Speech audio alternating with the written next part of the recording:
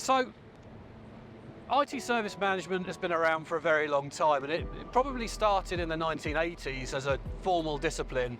And I started work when I was in the 1980s, so I've been doing this for about 30 years. What it surrounds is really something called the IT infrastructure library. Now, IT service management is the discipline, but the IT infrastructure library, or ITIL, ITIL, is really the industry standard framework for defining how you manage an IT service. And that's really what I'm going to focus on today, is talk about ITIL and how procurement professionals could use it in a way that helps them contract and buy IT services from a supplier. I'm just halfway through this video and I've just noticed there's a carrier coming through Portsmouth Harbour, which, Harry, it might be worth panning around there actually, just to get a little shot of what that's what I'm facing now. So I'm not sure if we're going to get out of Portsmouth Harbour, but we'll give it a go. And I think I'm going to slow down and hang behind these boats just in case I do something wrong. Anyway, carrying on, apologies. So, whilst arguing with a warship, let's go back to what ITIL is all about. So ITIL, IT infrastructure, massive Chinook up there as well. Look, they've got all these things out for us, Harry. This is mad. This is what we want. Oh, I love Portsmouth Harbour.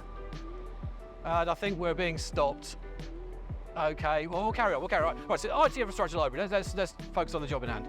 So we are in a position now where for about 30 years, a bunch of industry professionals have got together and defined the industry best practice for managing IT.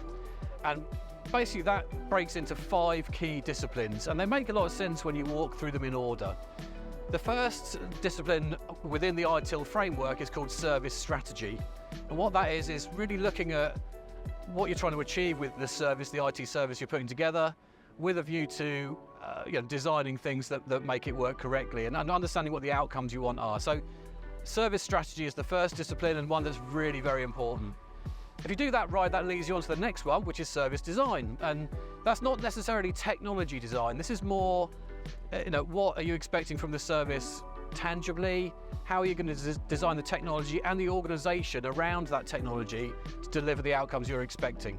So that's the second discipline, service design. The third is service transition, and this is really talking about how you're going to change what you're doing today to whatever the future service looks like, and what are the tasks you need to consider to make a successful transition to the future state service. And that's obviously very key, and that's where the risks start coming in, because you're starting to change things, and so if you haven't considered your strategy or design correctly, transition can be problematic. The fourth one is probably the biggest, the most important one, service operation. This is how you actually deliver the service. So in that service operation area, there are a lot of really key technology and operational things you need to consider that will make a success of the service that you're actually delivering. And the final one, which is the one that everyone forgets, is continual service improvement. And it comes at the end, but basically it's formalising the ability to look at what's going on with the service day to day, what's changed in the marketplace and whether there's any sort of new things you need to consider, with a view to improving the service and evolving it in line with market conditions and what's going on with the business. So they're the 5 key tenets, if you like, of ITIL. And what I'm going to do in the subsequent videos is talk about why each of those are important and a bit more detail about each of those 5 pillars. Behind all this, as part of the service strategy, most services are measured using what they call service level agreements or key performance indicators, KPIs as well. And those 2 things are really the measures by which the service is measured, and obviously from a procurement perspective you can use that to commercialise a service that fundamentally, if you get that right, you are in a good place where the supplier and yourself both have clear boundaries on what you're delivering. And so the final video I'm going to talk about is service level agreements and some of the sort of more nuanced sides of things about how you incentivize suppliers to deliver a service that is credible in the marketplace.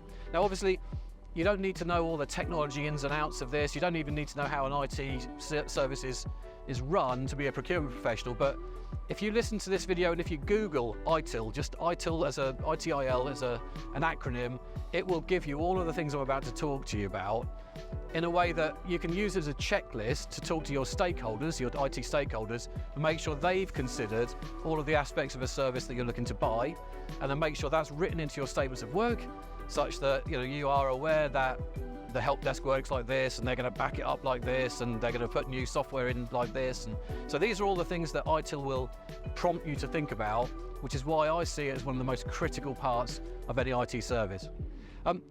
ITIL is a bit of a purist thing. It's a very academic framework. We're on version 4 at the moment. It's September 2024.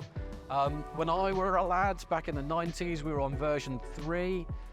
It doesn't change much, and even if I get some of the terminology wrong based on my very old outlanded training, in reality, it's the same fundamental differences. If you think about what you need at the start, the strategy, you can design something that works, the design, you can transition to it, then you operate it in a way that everyone understands, the operation layer, and then you do the service improvement as an iterative thing around the outside of that. And armed with those 5 layers, you will write the most perfect statement of work, and you will have a beautiful relationship with your suppliers, and nothing will ever go wrong.